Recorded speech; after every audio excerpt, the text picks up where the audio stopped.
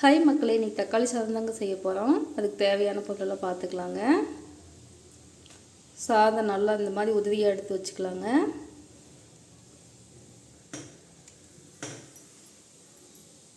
பொடியாக கட் பண்ண தக்காளி 2 எடுத்துக்கிட்டேங்க.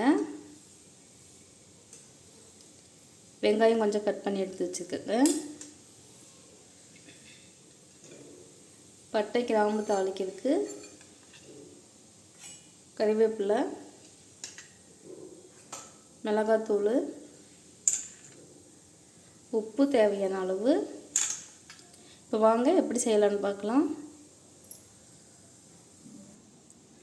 அடுப்பில் வடைச்சட்டி வச்சுருக்கேங்க. எண்ணெய் சேர்த்துக்கலாம்.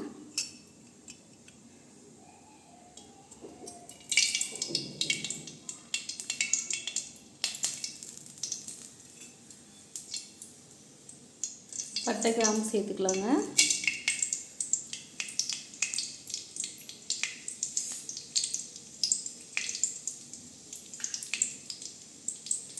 வெங்காயம் சேர்த்துக்கலாங்க.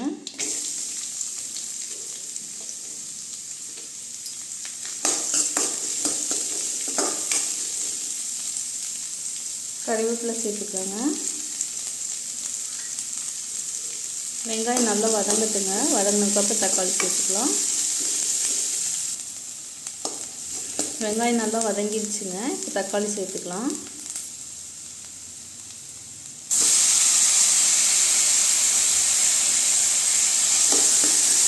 இந்த அளவுக்கு பொடியை தக்காளி கட் பண்ணிங்கன்னா சீக்கிரமாக வதங்கிடுங்க. உப்பு சேர்த்துக்கலாங்க.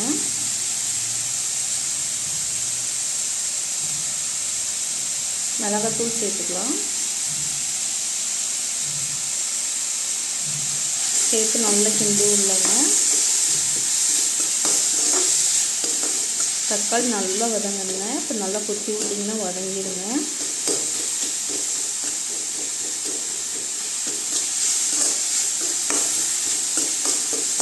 தக்காளி நல்லா வதக்கிடலாங்க. தக்காளி நல்லா வதங்கிடுச்சுங்க. இப்போ சாதத்தை இது கூட சேர்த்துக்கலாம்.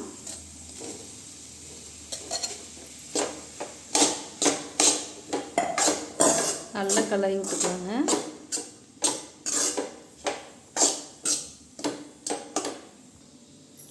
பாருங்கள், சாதம்லாம் நல்லா மிக்ஸ் பண்ணி வச்சுங்க.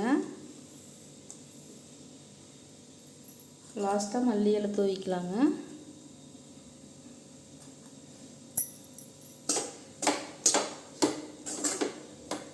எப்போவுமே குக்கர்லேயே வச்சு சாப்பிட்றதுக்கு இந்த மாதிரி ஒரு தடவை ட்ரை பண்ணி பாருங்கள், நல்லாயிருக்கும்.